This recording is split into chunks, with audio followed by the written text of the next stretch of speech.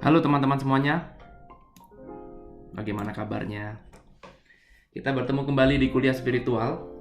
Hari ini tanggal 16 Februari jam 10.26 AM, jadi jam 10.26 pagi di New York. Dan market baru buka ya, karena Senin kemarin libur President Day.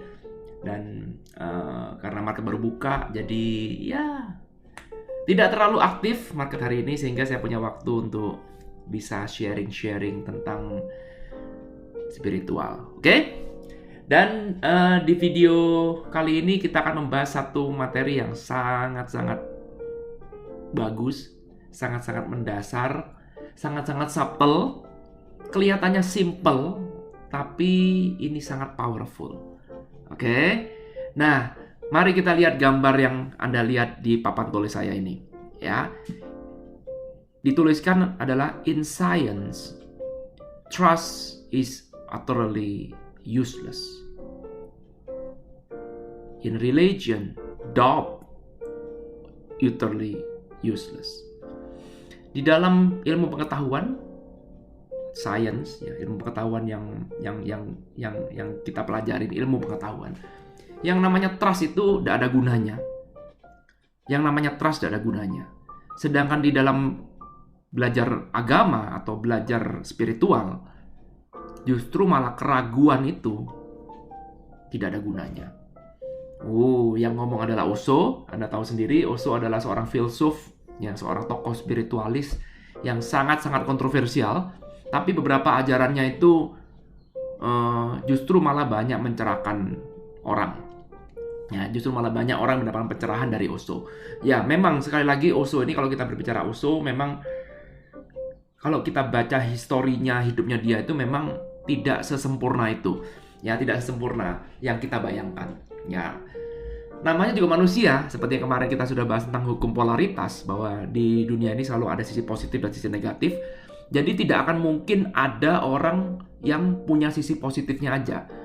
Ya, kalau misalkan kita mendewa-dewakan seseorang atau kita mengidolakan seseorang seperti Osho ini, kita berpikir bahwa wah, ini hidupnya Osho ini sudah sempurna banget gitu. Seolah-olah seperti dia itu hidupnya sudah kakinya tidak napak ke tanah gitu, seolah-olah ya sempurna banget, gak pernah punya problem, ya mungkin dirinya sudah benar-benar murni jadi pengamat, jadi spiritualis sejati, sudah mencapai pencerahan di segala macam bidang. Ternyata faktanya ya nggak begitu, ya faktanya. Tapi apakah itu benar atau tidak kita nggak tahu. Tapi saya tetap percaya bahwa semua ada sisi positif dan sisi negatifnya. Siapapun dia, mau itu guru, mau itu orang suci, mau itu orang sudah mencapai pencerahan, siapapun dia, kalau dia datang ke dunia ini, maka selalu pasti akan ada sisi positif dan sisi negatifnya. Itu sudah hukum. Ya, bagi saya sih nggak penting bagaimana historinya tentang Osho ini, bagaimana kontroversialnya ajaran-ajaran dia, atau mungkin tingkah laku dia, atau tingkah laku pengikut-pengikutnya. Tapi sepanjang ada satu materi yang cukup baik, ada materi yang berguna, atau yang saya butuhkan dalam hidup saya, ya saya akan belajar. Kenapa saya harus menjadi nyerang personalnya? Karena saya lebih penting apa yang diajarkan dan itu saya butuhkan, maka saya akan pelajarin. Gitu ya. Jadi kita tidak perlu lagi membahas kontroversi apakah Osho itu orang yang baik atau Osho itu orang yang benar atau orang yang sesat, ya, tapi sepanjang pelajarannya itu bisa bermanfaat bagi hidup kita, ya kenapa kita mesti pusing dengan historinya orang itu? Ya itu kalau saya ya. Jadi nggak ada yang orang yang positif terus, nggak ada negatifnya, nggak ada. Ya semuanya, termasuk juga saya. Apalagi saya ya, saya juga bukan guru spiritual, saya juga bukan orang yang ahli di bidang spiritual ya. Tentu saja saya pasti punya sisi positif dan sisi negatif. Jadi nggak mungkin saya ini positif terus, nggak mungkin. Ya, apa yang tampak di media sosial ya cuman kelihatannya. Jangan percaya, jangan 100% percaya. Jadi intinya juga sama, apa yang saya terangkan pun juga sama, yaitu jangan percaya omongan saya 100%, karena omongan saya belum tentu benar. Ya, lakukan research. Ya, apa yang baik menurut Anda ambil, yang tidak baik ya sudah lupakan. Gampang kan, sesimpel itu. Oke, life is simple. Itu kita sendirilah yang membuat rumit. Yang ngomong itu adalah siapa ya? Si Mahatma Gandhi ya kelihatannya. Mahatma Gandhi yang mengatakan bahwa hidup itu sebenarnya simple. Kita sendirilah yang bikin rumit. Yaitu Salah satu cara bikin rumit adalah kita ingin terlalu sempurna. Kepinginnya guru tuh sempurna, nggak ada salahnya gitu. Wah, berat sekali. Oke, lanjut udah ya, lanjut. Kita bahas kembali lagi, bahas yang di ini, in science ya. Jadi dia mengatakan bahwa dalam ilmu pengetahuan trust itu nggak ada gunanya. Jadi kesimpulannya, kalau kita lihat di sini, kesimpulannya adalah kalau kita berbicara tentang ilmu pengetahuan, science ya, maka kita harus berdasarkan pada keraguan, betul? Ya. Jadi kalau kita sekarang belajar ilmu pengetahuan, dasar kita adalah trust, itu nggak bisa. Jadi kalau kita ngomong spiritual ya, dasar kita adalah trust.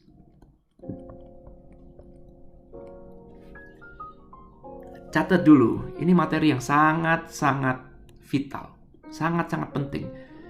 Kelihatannya sederhana, tapi ini itu akan menjadi masalah besar kalau Anda mencampur adukkan.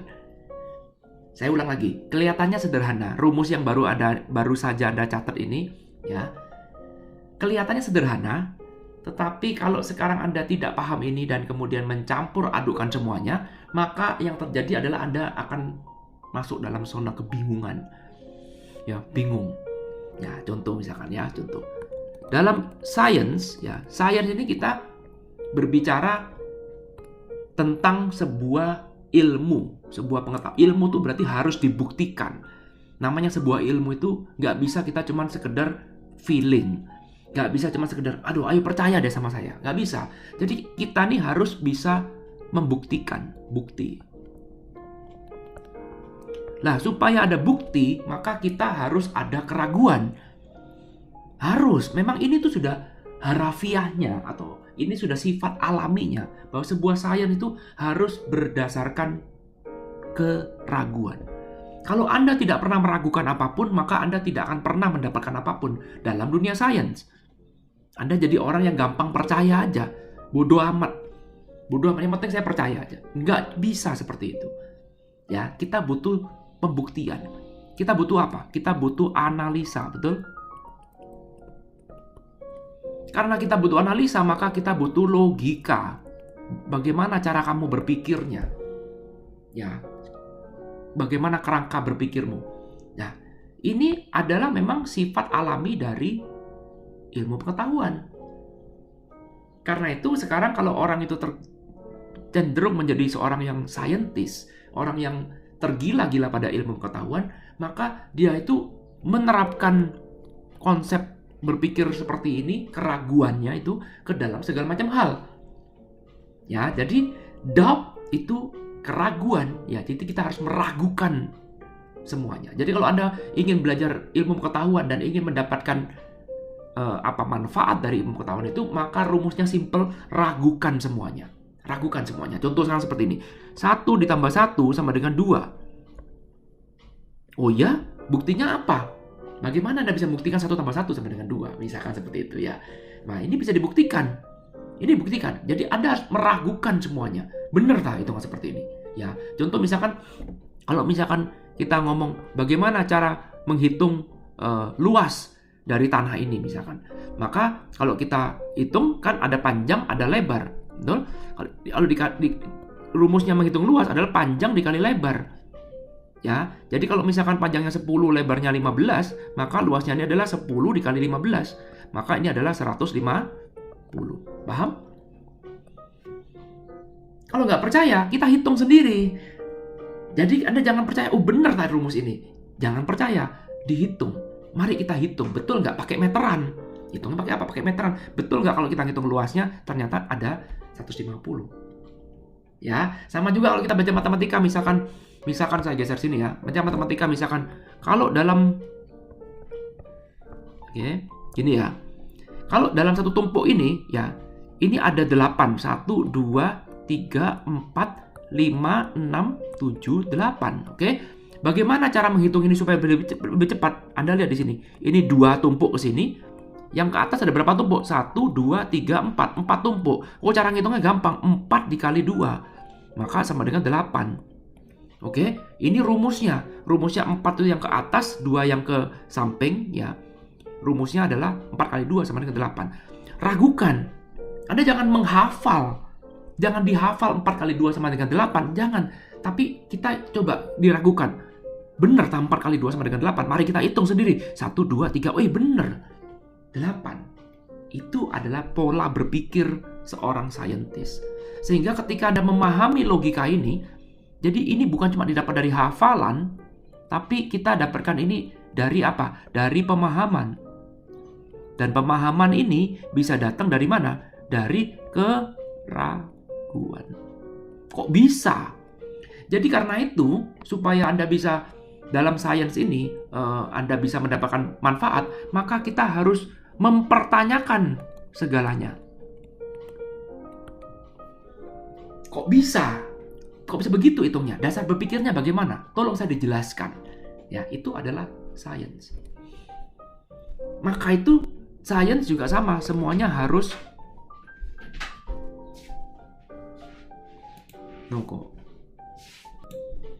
semuanya harus masuk akal.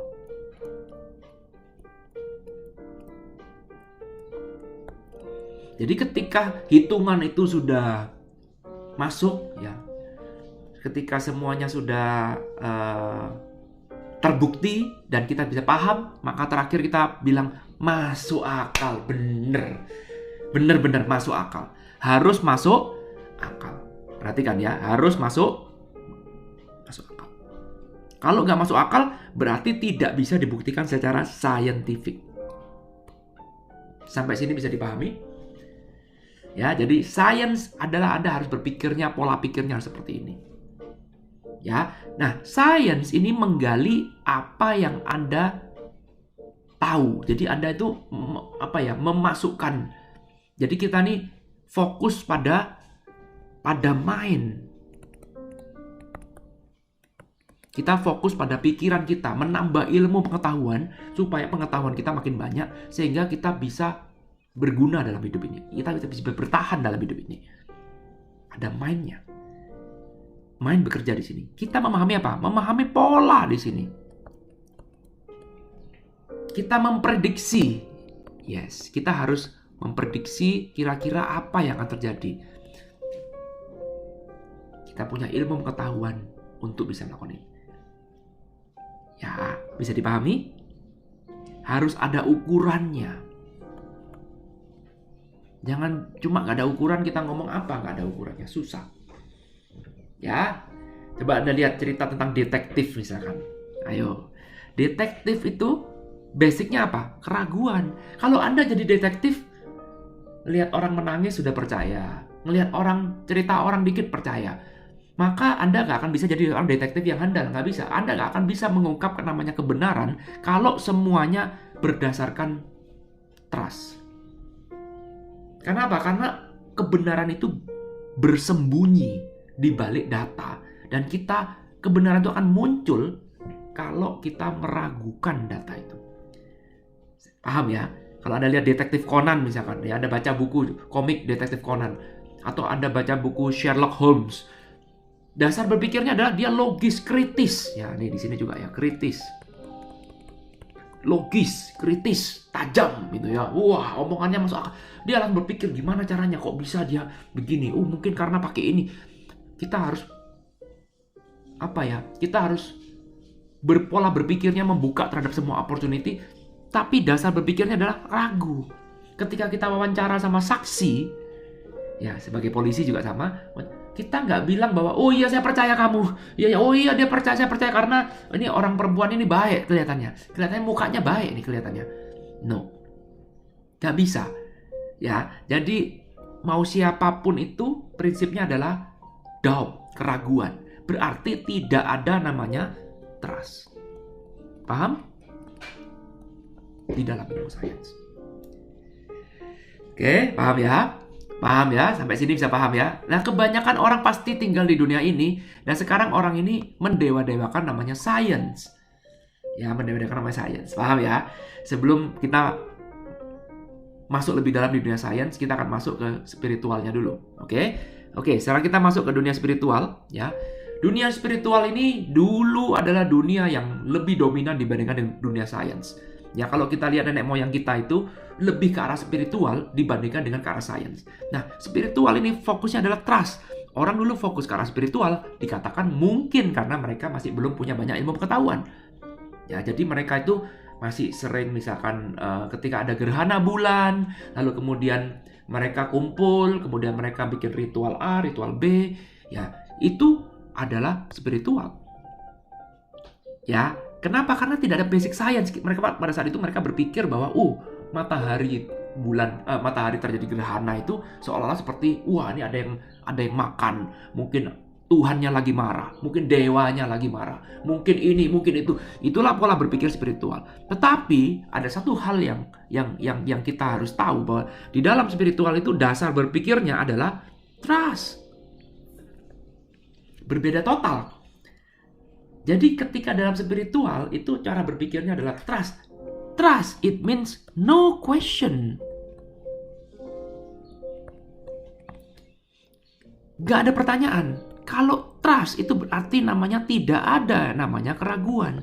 Kalau Anda sekarang tidak ada keraguan, maka pertanyaan pun juga tidak akan mungkin muncul. Betul? Paham ya? Kelihatannya, ya saya nggak mau masuk terlalu dalam lah di bidang spiritual ya. Nanti kita bisa belajar banyak. Kalau Anda masuk di Reality Transform, ya sudah akan masuk kelas Reality Transform keempat. Nanti kita akan belajar banyak dari spiritual. Sekarang kita belajar kulit-kulitnya aja dulu ya.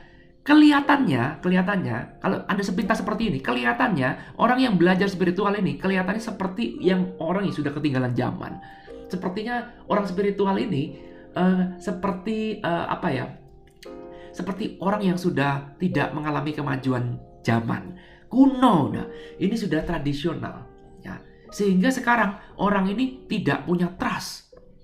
Orang diajar dalam sains, orang fokus ke sains, dia tuh distrust. Dia tuh meragukan semuanya. Paham ya? Ragu semuanya. Oke. Nah, sekarang pertanyaan sangat sederhana. Lalu kemudian apa sisi positif dari spiritual ini? Kalau sekarang kita trust, katanya trust, kalau trust semuanya itu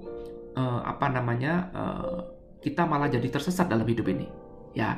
Nah, tentu saja spiritual ini pasti ada sisi positifnya. Apa sih positifnya? Kalau sekarang Anda berurusan dengan yang namanya hidup, nah ini dia nih. Oke. Maka sekarang Anda tinggal melihat hidup ini mau Anda perlakukan sebagai apa. Nah, itu dia tuh. Ya. Oke, sebelum menuju ke sana, saya ulang lagi, Pak. Ya, saya kembali lagi ke sini, sorry. Agak melompat-lompat ya, karena saya saking antusiasnya nih. Jadi gini. Oke, Anda sekarang sudah melihat bahwa ada namanya sains, ada namanya spiritual. Mungkin di dalam hati Anda bertanya, lalu kemudian Pak, sekarang saya harus pro sama yang mana? Pro sains atau pro spiritual? Ya, jawaban saya tetap sama, yaitu saya harus pro dua-duanya. Kenapa? Karena dua-duanya ini ada. Dua-duanya ini bisa kita akses. Nah, kalau dua-duanya ada dan bisa kita akses, berarti dua-duanya itu berguna. Ini sama persis seperti tangan kanan dan tangan kiri. Betul? Paham ya? Ya, kalau Anda yang tidak kidal, kelihatannya tangan kiri tidak berguna. Sepertinya. Ya, kalau memang betul begitu, kenapa Anda tidak potong aja tangan kirinya? Potong aja tangan kiri, mau nggak? Saya beli deh tangan kiri Anda, mau nggak? Nggak bakal mau. Kenapa? Karena tanpa kita sadarin, tangan kiri kita itu juga berguna. Meskipun mungkin kita lebih dominan ke tangan kanan. Paham ya? Ya, jadi sekarang kesimpulannya, kalau Anda terlalu berlebihan, entah di bidang sains maupun di bidang spiritual, maka dampaknya Anda akan menderita. Ya, paham ya? Saya ulang lagi. Kalau sekarang Anda sains maupun spiritual ini dua-duanya ini sama-sama menguntungkan. Saya bukan guru spiritual, ya. Jadi kalau saya guru spiritual, maka saya akan bilang spiritual lebih penting daripada sains. Sains itu bodoh, sains itu goblok, sains itu tidak berguna. Nah, atau kalau saya sekarang anti spiritual, saya guru sains, saya akan mengatakan bodoh banget orang yang spiritual, kuno, ketinggalan zaman, hari gini masih percaya begituan. Ya, tapi karena sekarang kita adalah orang awam, saya asumsikan seperti itu, kita adalah rakyat jelata, rakyat biasa, maka kenapa kita harus memilih? Toh ya kita nggak ada kepentingan apapun, ya jadi kita pakailah kedua-duanya manakala Anda perlu. Ketika Anda perlu sains, pakailah sains. Ketika Anda perlu spiritual, perlu spiritual. Kuncinya adalah apa? Balance. That's it, balance. Kalau Anda bisa membalancekan antara science dan spiritual, boom, perfect. Perfect. Hidup Anda akan berjalan dengan rel yang tepat. Ya, tapi kalau Anda sekarang tidak balance, maka balance kan, gampang. Kalau sekarang Anda overdosis spiritual, science kan. Ya, kalau Anda overdosis science, spiritual kan. Paham ya?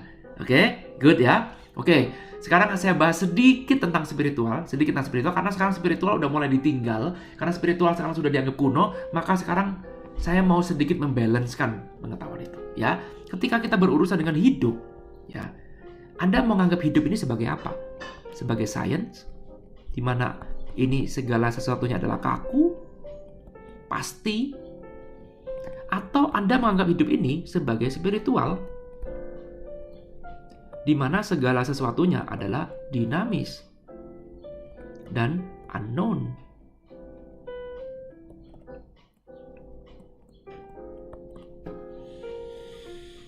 Terserah Anda, bebas. Ya, kita nggak tahu. Ya, mana yang lebih bagus hidup ini dianggap spiritual atau science. Ya, kalau saya pribadi belum tentu benar ya. Kalau saya pribadi, saya menganggap hidup ini adalah spiritual. Artinya, kalau sekarang saya tidak mengetahui tentang sesuatu hal dalam hidup ini, menurut saya itu wajar. Kenapa? Karena hidup itu selalu unknown.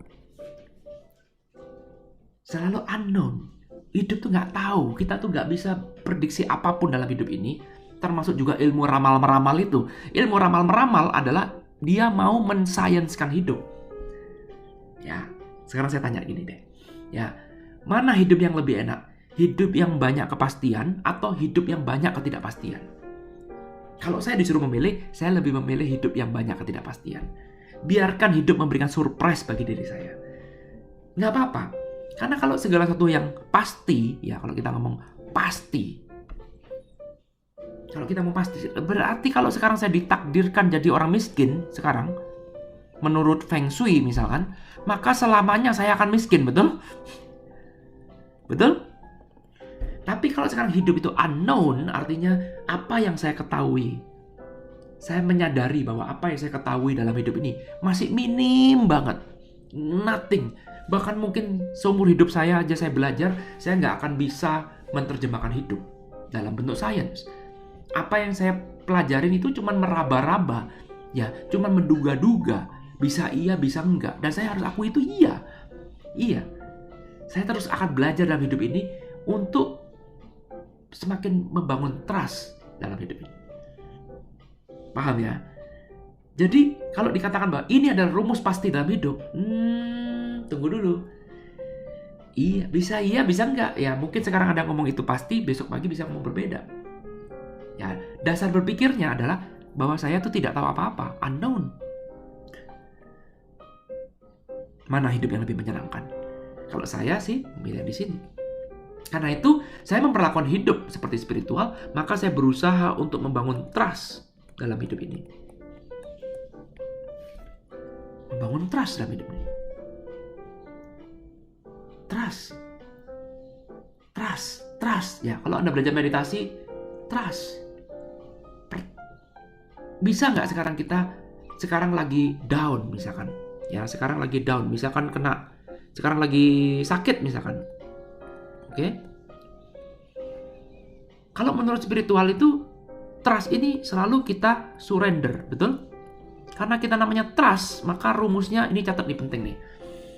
Maka apalagi yang mau kita pertanyakan, maka sekarang kita harus surrender. Ya, sekarang coba saya tanya sekarang. Ketika kita meditasi misalkan, lalu kemudian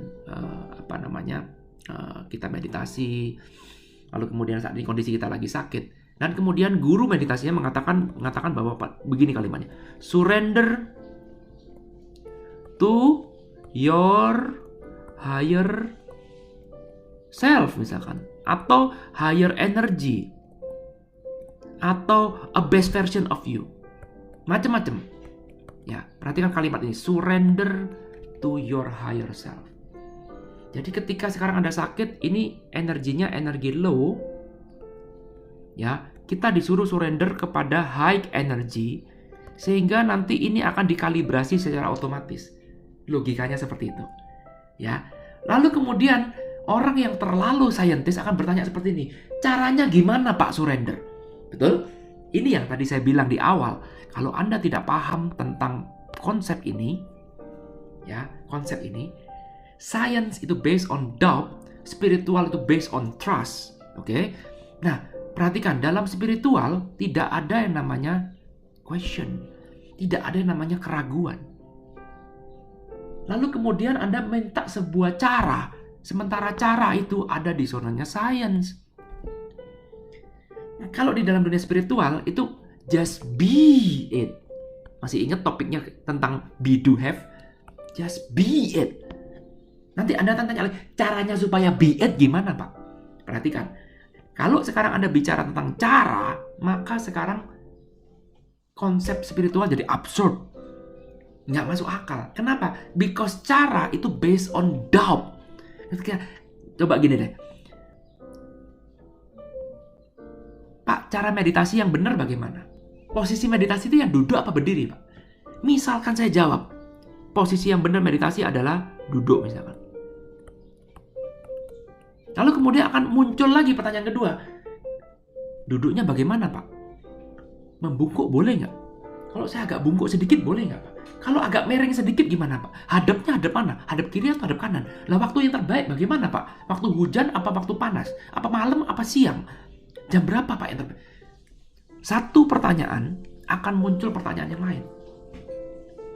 Paham? Sehingga kita membahas spiritual tidak pada zonanya, tapi kita mau mensainskan spiritual. Paham ya? Ya, akibatnya absurd. Itulah orang muncul, kenapa orang terlalu banyak teori dalam spiritual, ya, menjadi seorang filsuf, ya katanya. Filsuf itu terlalu banyak teori. Nggak dilakukan.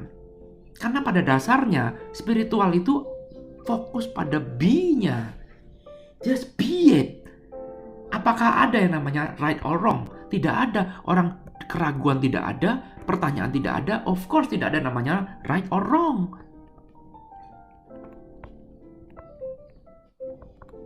Nggak ada. Right or wrong itu hanya ada di dunia science. Kita menghakimi judgment di sini nih. Nah. Apakah salah? Nggak salah. Ya kalau sekarang kita semuanya harus nggak ada benar dan salah, ya lalu kemudian bagaimana kita bisa maju dalam hidup ini? Ya itu dunia science. Sometimes kita ada di science, sometimes ada di spiritual. Tapi ketika kita berada di dalam spiritual, kita tahu apa ya arti alamiah kita. Paham ya maksudnya ya. Jadi jangan dicampur aduk. Ketika itu dicampur aduk, maka Anda akan bingung sendiri. Nah itulah kenapa alasan orang itu lebih giat atau lebih fokus kepada pertanyaan atau belajar ilmu spiritual setinggi-tingginya, supaya kelihatan pinter, supaya bisa mencapai sesuatu, supaya bisa egonya dipuaskan, misalkan dapat gelar, ya dapat ahli, dapat gelar apapun, supaya status sosialnya naik, misalkan. Tapi mereka melupakan esensi spiritual itu sendiri, bahwa sebenarnya esensi spiritual itu adalah trust. Dan ketika trust itu, it means no question, it means no doubt, tidak ada right or wrong, dan trust itu it means just be it. Be it. Jadilah seperti itu, just be it. Jadi karena itu kalau nanti kita belajar spiritual, ya nanti kalau Anda ikut Reality Transform keempat, ya kita bicara tentang surrender. Ketika meditasi, kondisi Anda mungkin lagi sakit, mungkin Anda punya problem, punya segala macam. Lalu kemudian saya akan minta Anda untuk surrender to your higher self. Surrender to higher self. Jangan bertanya, Pak caranya surrender gimana? Ya, oke? Paham nggak maksudnya? Ya, seperti inilah kurang lebih konsep pembelajaran di Reality Transform 4 ya. Jadi kita belajar pola-pola, kita belajar ilmu yang sangat subtle ya. Jadi kalau Anda ingin mendaftar di Reality Transform 4, masih ada waktu tanggal 16, tanggal 19 nanti hari Sabtu kelasnya akan saya mulai, dan kalau kelas sudah dimulai pendaftaran akan saya tutup. Kurang lebih seperti ini pola pikirnya. Jadi kita bagaimana menggunakan prinsip-prinsip spiritual seperti ini, kita gunakan bagaimana itu untuk menyelesaikan problem hidup apapun yang kita alami. Ya, karena pada dasarnya problem itu sebenarnya adalah low energy secara spiritual ya. Low energy aja sebenarnya, pada dasarnya seperti itu. Sehingga kalau Anda bisa surrender to your higher self, maka problemnya secara otomatis akan selesai dengan sendirinya. Anda akan attract namanya miracle. Yang disebut dengan miracle itu suatu hal yang unknown. Betul? Anda akan attract namanya miracle itu datang dalam hidup Anda. Sehingga yang tadinya jalan itu buntu, yang tadinya Anda putus asa, seperti tidak punya jalan, sekarang ketika kita bisa surrender to your higher self, melupakan atau sejenak berhenti fokus pada yang low energy ini, tapi kita mengalihkan fokus, mengalihkan atensi kita kepada higher energy, maka otomatis itu semua akan dibalancekan secara otomatis. Paham ya maksudnya ya? Nanti macam-macam, ada yang mengalami miracle, ada yang ngalamin, itu saya nggak tahu. Setiap orang berbeda-beda. Saya hanya mau membantu Anda menggali energi dahsyat di dalam diri Anda. Bahwa Anda itu tidak selemah yang Anda kira. Bahwa Anda itu tidak tidak berdaya itu. Bahwa Anda itu punya potensi yang besar sekali, yang unlimited. Bahwa ada harta karun yang belum tergali di dalam diri Anda. Dan saya akan membantu Anda untuk menggali itu semua di dalam kelas 6 minggu ke depan. Oke, menarik kan? Oke, terima kasih. Itu saja bisa saya sampaikan. Sekali lagi, kelas Reality Transform tanggal 19 Februari, sekarang masih tanggal 16, masih ada waktu. Silakan kalau Anda mau mendaftar kelas itu. Semoga kita bisa berjodoh di kelas spiritual itu, karena kelasnya 6 minggu, jadi nanti kita bisa belajar banyak hal. Saya akan maksimalkan diri Anda supaya bisa menggali apapun yang bisa di dalam diri Anda. Ya, sehingga apapun problem yang Anda punya, bisa, ya, siapa tahu berjodoh, nggak tahu juga, bisa iya, bisa enggak. Sekali lagi, unknown. Ya, sekali lagi, unknown. Bermain-main di dunia unknown. Ya, siapa tahu kita berjodoh, dan siapa tahu juga Anda berjodoh untuk menyelesaikan problem apapun dalam hidup Anda. Oke? Thank you. Sampai ketemu di kuliah spiritual berikutnya. Thank you. I love you all. Bye.